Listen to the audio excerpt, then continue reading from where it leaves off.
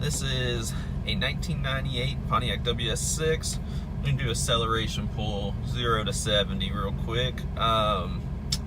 Basically Flowmaster's SLP Lid and Drag Radials. Here we go.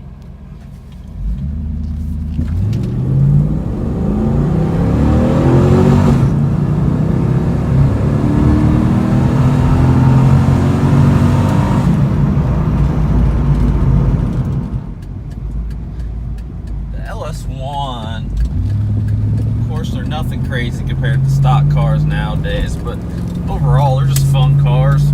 You know, this is just an automatic. Stalling drag radials would really wake this thing up, but overall fun car. Just wanted to do a poll with it, and stay tuned. I'll have more videos to come. Don't forget to subscribe.